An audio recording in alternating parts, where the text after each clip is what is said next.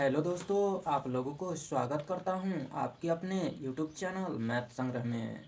तो आज के वीडियो में हम लोग देखने वाले हैं प्रॉफिट एंड लॉस यानी लाभ और हानि, और यह पार्ट 4 वीडियो होने वाला है। तो चलिए वीडियो को शुरू करते हैं। तो सबसे पहले हम लोग जान लेते हैं कि प्रॉफिट एंड लॉस में किस तरह के प्रश्न आते हैं। तो प्रॉफिट एंड लॉस यानी लाभ और हानि, प्रॉफिट एंड लॉस में दो टाइप के प्रश्न पूछे जाते हैं। एक होता है अमाउंट के केस पर आधारित, अमाउंट का केस, और दूसरा होता है भाव का केस, भाव का केस। अमाउंट के केस पर किस तरह के प्रश्न बनते हैं और भाव के केस पर किस तरह के प्रश्न बनते हैं, इस वीडियो में हम लोग जानने वाले हैं। तो अमाउंट का केस में किस टाइप के प्रश्न रहते हैं, तो सबसे पहले ये जान लेते हैं। तो अमाउंट के केस में आपको प्रश्न में रुपया दिया हुआ रहेगा। जैसे में आप लोग को कह सकता है कि 5 वस्तु का क्रय मूल्य 500 है, और आपसे पूछेगा कि 10 वस्तु के क्रय मूल्य या विक्रय मूल्य कितना होगा। इस तरह के प्रश्न रहेगा, इसमें रुपया दिया हुआ रहेगा। और भाव के केस में क्या होता है, तो भाव के केस में आपसे रुपया नहीं दिया हुआ रहेगा। जैसे मैं आपसे पूछ सकता है कि 10 वस्तु का क्रय मूल्य 5 वस्तु के विक्रय मूल्य के बराबर है। इस तरह के प्रश्न रहते हैं, तब आपसे वस्तु का प्रतिशत लाभ या हानि पूछ सकता है। तो इसमें रुपया दिया हुआ रहेगा, जैसे में 10 वस्तु का क्रय मूल्य कुछ पैसा दिया हुआ रहेगा। और भाव के केस में सिर्फ वस्तु का ही चर्चा रहेगा। तो अमाउंट के केस में किस तरह से हम लोग सोल्व करेंगे और भाव के केस में किस तरह के सोल्व करेंगे। तो अमाउंट के केस में सबसे पहले आ जाएगा लाभ और हानि। तो लाभ और हानि हम लोग किस तरह से निकालेंगे, तो लाभ और हानि हम लोग पिछले वीडियो में जान लिए थे, उसी तरह से इसमें भी बनेगा। जैसे में लाभ बराबर पूछेगा लाभ, तो इसमें विक्रय मूल्य माइनस क्रय मूल्य हो जाएगा, विक्रय मूल्य माइनस क्रय मूल्य। ये अमाउंट के केस में है, लाभ तब विक्रय मूल्य माइनस क्रय मूल्य। और हानि कहेगा हानि, तब लिखना है सीधा क्रय मूल्य माइनस विक्रय मूल्य, क्रय मूल्य माइनस विक्रय मूल्य। ये अमाउंट के केस में हो जाएगा। अगर भाव के केस में बोलेगा तो सीधा इसके उल्टा हो जाएगा। भाव के केस में क्या होगा, तो लाभ बराबर विक्रय मूल्य माइनस क्रय मूल्य हुआ। तो भाव के केस में लाभ बराबर क्या हो जाएगा, तो लाभ बराबर हो जाएगा क्रय मूल्य माइनस विक्रय मूल्य, माइनस विक्रय मूल्य। ये भाव के केस में हो जाएगा लाभ बराबर क्रय मूल्य माइनस विक्रय मूल्य। और हानि बराबर पूछे तो हानि बराबर भाव के केस में हो जाएगा सीधा विक्रय मूल्य माइनस क्रय मूल्य, विक्रय मूल्य माइनस क्रय मूल्य। ये भाव के केस में हो जाएगा। और अगर इसमें प्रतिशत लाभ पूछे या प्रतिशत हानि, तो प्रतिशत लाभ बराबर हम लोग अमाउंट के केस में निकाल लेंगे, सीधा जितना लाभ आएगा उतना लाभ और बटे में क्रय मूल्य, और गुना कर लेंगे 100 से।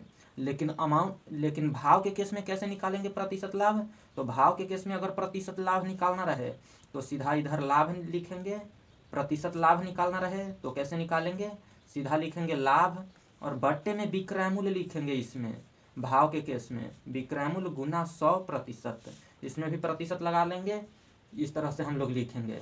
और अगर प्रतिशत हानि पूछे भाव के केस में, तो प्रतिशत हानि बराबर लिख लेंगे, प्रतिशत हानि बराबर क्या हो जाएगा, तो सीधा ऊपर में हानि लिखेंगे और बटा में विक्रय मूल्य और गुना 100% कर लेंगे। ये भाव के केस वाला फॉर्मूला इतना है, और ये अमाउंट के केस वाला फॉर्मूला है। तो जहाँ अगर सिर्फ वस्तु का चर्चा दिया हुआ रहे तो या इस फॉर्मूला से निकालिएगा, और अगर आप लोग को प्राइस और वस्तु दोनों दिया हुआ रहे तो इस फॉर्मूला से। तो चलिए हम लोग भाव के केस पर कुछ प्रश्न को देख लेते हैं। आज का फर्स्ट नंबर प्रश्न आप लोगों के सामने दिया हुआ है।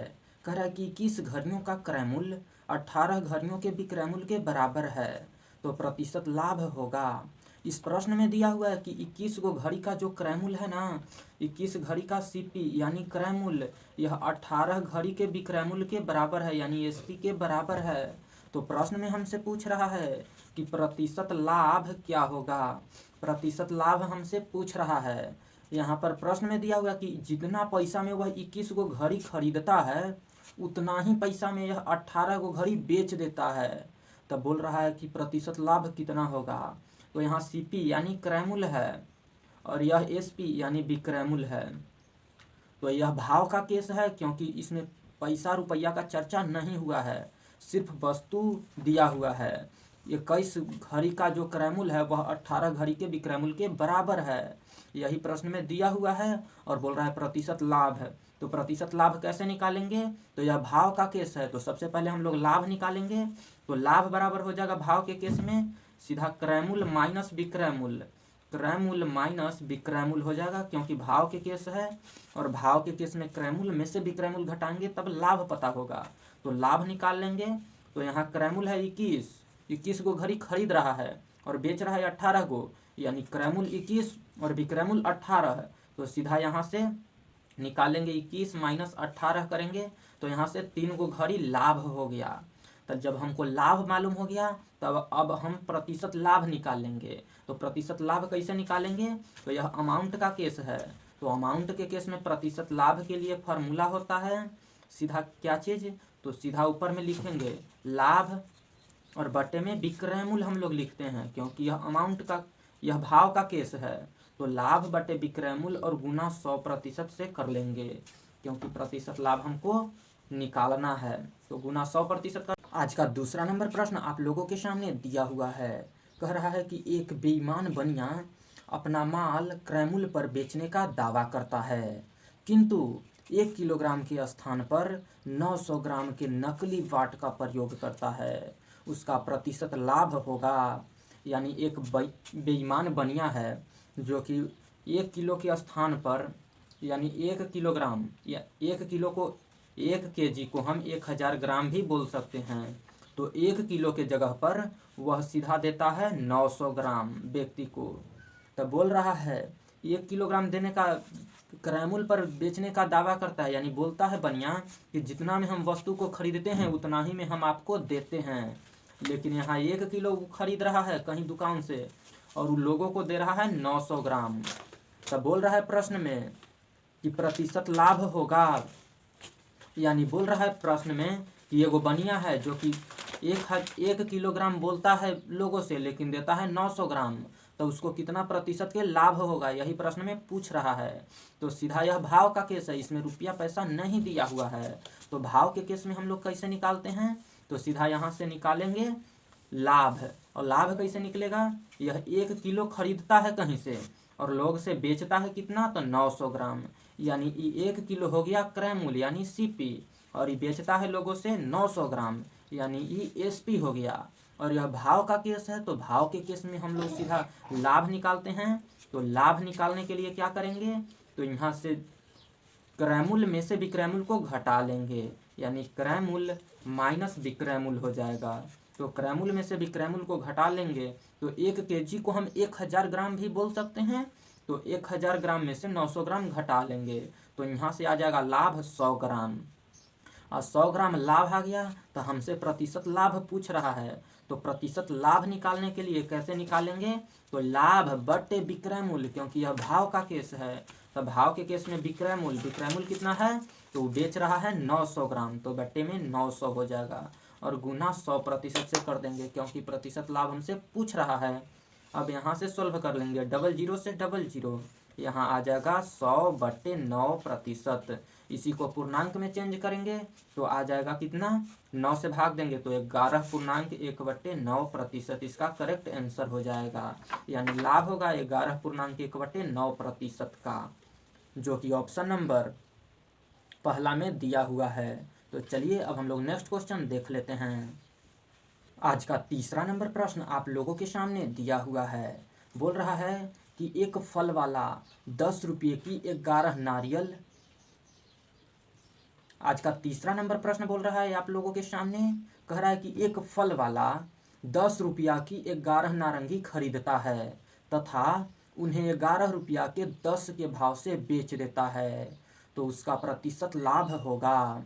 यानी एक फल वाला है जो क्या करता है, वो खरीदता है कहीं से 10 रुपया में खरीदता है 11 गो नारंगी, 10 रुपया में खरीद रहा है 11 नारंगी, और बोल रहा है कि उन्हें बेचता है, ये खरीदता है यानी सीपी है, ये खरीदने वाला दाम है दिया हुआ है, और बोल रहा है कि उन्हें 11 रुपया में 10 के भाव से बेच देता है, यानी अब यही नारंगी को 11 रुपया में 10 गो नारंगी के भाव से बेच देता है।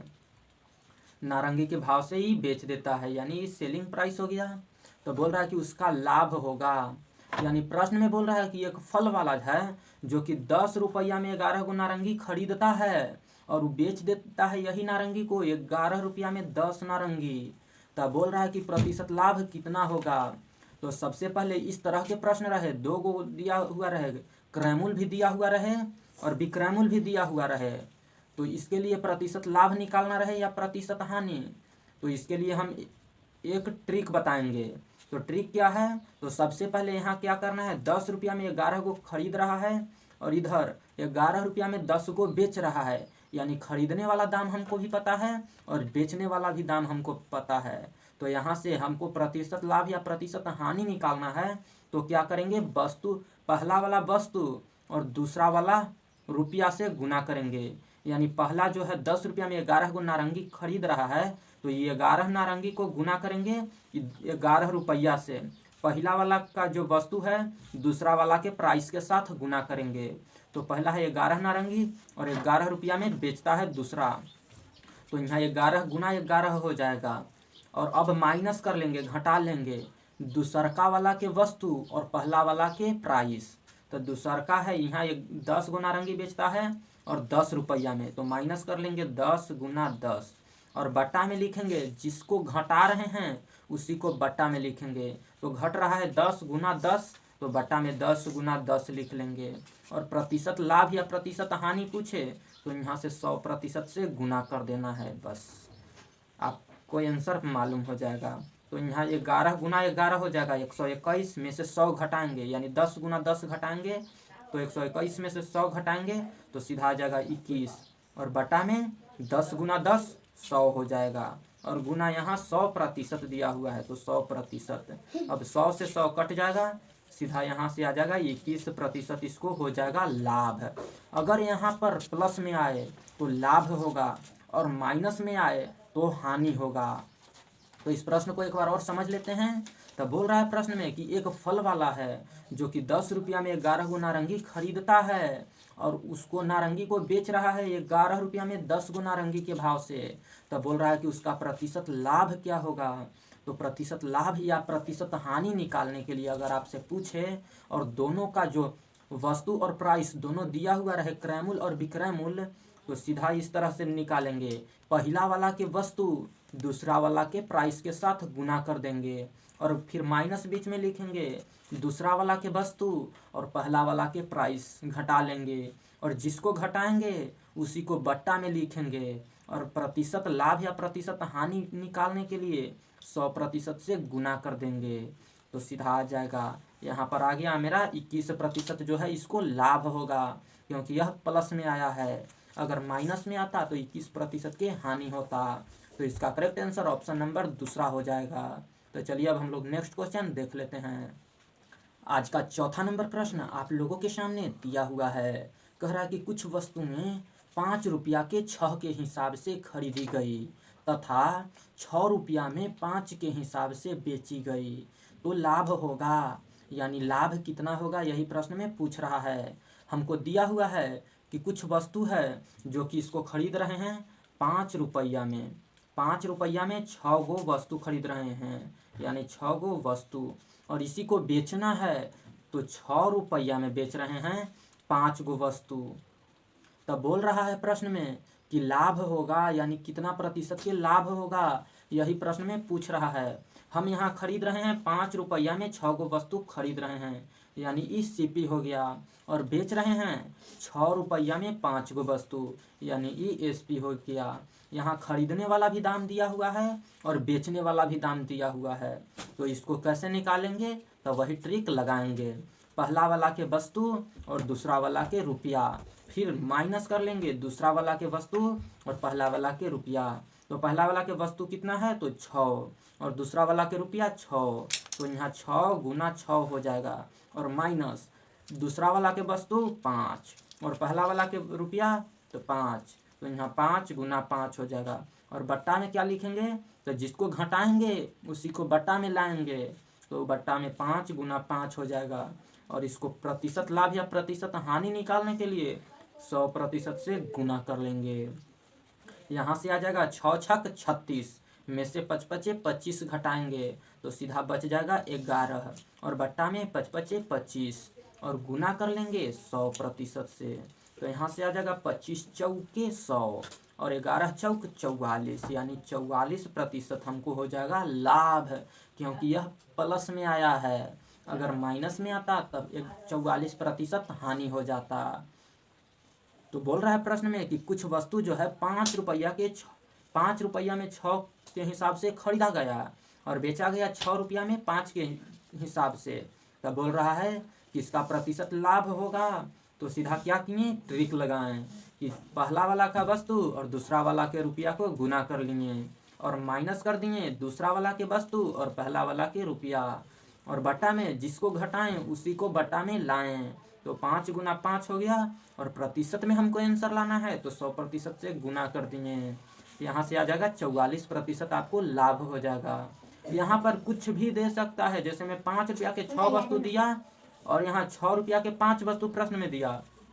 यहाँ पर 10 या 15 या कुछ भी दे सकता है, अलग अलग डिजिट दे सकता है, जो ऊपर में है वही नहीं, कुछ भी दे सकता है नीचे में, फिर भी ऐसे ही बनेगा। तो इसका करेक्ट आंसर हो जाएगा 44%। तो चलिए अब हम लोग नेक्स्ट क्वेश्चन देख लेते हैं। आज का 5वां नंबर प्रश्न आप लोगों के सामने दिया हुआ है। कह रहा है कि एक फल विक्रेता ने X अमरूद Y रुपया में खरीदें और Y अमरूद X रुपया में बेचें। यदि X ग्रेटर देन Y हो तो उसे हुआ, यानी लाभ हुआ या हानि, यही प्रश्न में पूछ रहा है। तो यहाँ पर दिया हुआ है प्रश्न में कि एगो फल विक्रेता है जो कि X अमरूद को खरीद रहा है Y रुपया में, यानी यहाँ पर दिया हुआ है X अमरूद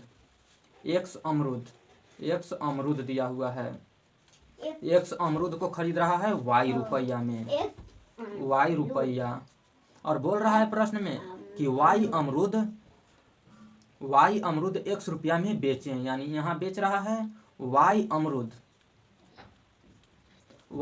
को बेच रहा है X रुपया में। तब बोल रहा है कि इसको लाभ होगा या हानि, यही प्रश्न में पूछ रहा है। और यहाँ प्रश्न में दिया हुआ है कि X ग्रेटर देन Y दिया हुआ है प्रश्न में। तो सबसे पहले हम यहाँ से निकालेंगे उसी ट्रिक के साथ। तो हम पहले क्या लिखते थे, तो फर्स्ट वाला के वस्तु और दूसरा के प्राइस। तो यहाँ पर इस तरह से नहीं गुना कीजिएगा, क्योंकि यहाँ Y रुपया दिया हुआ है। तो हम फर्स्ट वाला के वस्तु लेते थे, तो यहाँ X वस्तु है, तो यहाँ X वस्तु और यहाँ X रुपया लेंगे, क्योंकि ये आगे पीछे करके दिया हुआ है प्रश्न में। तो फर्स्ट वाला के वस्तु लेना है और दूसरा के रुपया। तो फर्स्ट वाला के वस्तु है X को वस्तु है और ये X रुपया में बेच रहा है, तो X गुना X और माइनस करेंगे दूसरा वाला के वस्तु और फर्स्ट वाला के रुपया। तो दूसरा वाला के वस्तु Y है और फर्स्ट वाला के रुपया है Y, तो Y गुना Y और बट्टा में जिसको हम लोग घटाएंगे उसी को बट्टा में लाएंगे, तो Y गुना Y हो जाएगा। और प्रतिशत लाभ या हानि निकालने के लिए 100% से गुना कर देंगे। तो यहाँ से हो जाएगा x² माइनस y² और बट्टा में यहाँ y² हो जाएगा और गुना कर देंगे 100% से, यानी मेरा आंसर आ गया x² माइनस y² और बट्टे में y² गुना 100%। लेकिन हमसे प्रश्न में पूछ रहा है कि प्रतिशत लाभ होगा या प्रतिशत हानि, तो हमको नहीं पता है अभी कि प्रतिशत लाभ होगा या हानि। लेकिन प्रश्न में दिया हुआ है कि x ग्रेटर देन y, तो यहाँ पर x² माइनस y² है और प्रश्न में x ग्रेटर देन y हो गया, यानी x जो है वह y से बड़ा है। तो यहाँ पर x² माइनस y², तो बड़ा वाला के स्क्वायर करेंगे तो हमेशा बड़ा ही होगा और छोटा वाला के स्क्वायर हमेशा छोटा ही आएगा। तो यहाँ x² में से y² घट रहा है, यानी x² बड़ा है और y² छोटा है। तो कोई भी बड़ा के स्क्वायर लेंगे तो बड़ा ही उसका वैल्यू आएगा और छोटा वाला के छोटा ही आएगा। तो बड़ा में से छोटा घटेगा तो हमेशा प्लस में ही आएगा इसका आंसर, यानी ये हो जाएगा इतना प्रतिशत लाभ। इसका करेक्ट आंसर हो जाएगा x² माइनस y² बटा y² गुना 100% हो जाएगा लाभ। तो इस प्रश्न को एक बार और समझ लेते हैं। तो प्रश्न में दिया हुआ है कि एक फल विक्रेता ने X अमरूद Y रुपया में खरीदता है और इसी को बेचता है Y अमरूद X रुपया में। और प्रश्न में दिया हुआ है कि X ग्रेटर देन Y, यानी X का जो वैल्यू है Y से बड़ा है। तो बड़ा है तो यहाँ से निकाल लिए उसी तरह से। तो हम लोग सबसे पहले ट्रिक लगाते थे कि फर्स्ट वाला के जो वस्तु है सेकंड वाला के प्राइस से गुना कर देंगे। तो एक्स वस्तु है और एक्स रुपया है, तो एक्स गुना एक्स कर लिए और माइनस दूसरा में लिखते थे, माइनस कर देते थे दूसरा वाला के वस्तु और फर्स्ट वाला के प्राइस। तो दूसरा वाला के वस्तु वाई अमरूद है और फर्स्ट वाला के प्राइस वाई रुपया है, तो वाई गुना वाई और बटा में जिसको हम लोग घटाएंगे यहाँ उसी को बटा में लिख लेंगे। तो बटा वाई गुना वाई हो जाएगा और गुना 100% से कर लेंगे क्योंकि प्रतिशत लाभ या प्रतिशत हानि निकालना है। तो बटा में हो जाएगा X square minus Y square बटा वाई स्क्वायर और गुना 100%। अब हमको यहाँ से नहीं पता चल रहा है कि इसमें लाभ होगा या हानि, तो इसके लिए प्रश्न में दिया हुआ है कि x ग्रेटर देन y है, यानी y x का जो मान है वह y के मान से बड़ा है। तो यहाँ पर आया एक्स स्क्वायर, यानी बड़ा वाला के स्क्वायर करेंगे उसमें से छोटा वाला के स्क्वायर घटा देंगे। तो बड़ा वाला के स्क्वायर में से छोटा वाला के स्क्वायर घटाएंगे तो हमेशा प्लस में ही आंसर आएगा। तो प्लस में आएगा, तो जब प्लस में आएगा तो हमेशा लाभ होगा, अगर माइनस में आएगा आंसर तो हानि होगा। तो प्लस में आ रहा है तो लाभ हो जाएगा इसका करेक्ट आंसर, यानी इतना प्रतिशत लाभ हो जाएगा। तो चलिए आज के वीडियो को यहीं समाप्त करते हैं। अगर आप लोग को यह वीडियो पसंद आया है तो वीडियो को लाइक जरूर कीजिएगा और चैनल पर नए हैं तो सब्सक्राइब जरूर कर लीजिएगा। चलिए मिलते हैं फिर दूसरे वीडियो के साथ, तब तक जय हिंद जय भारत।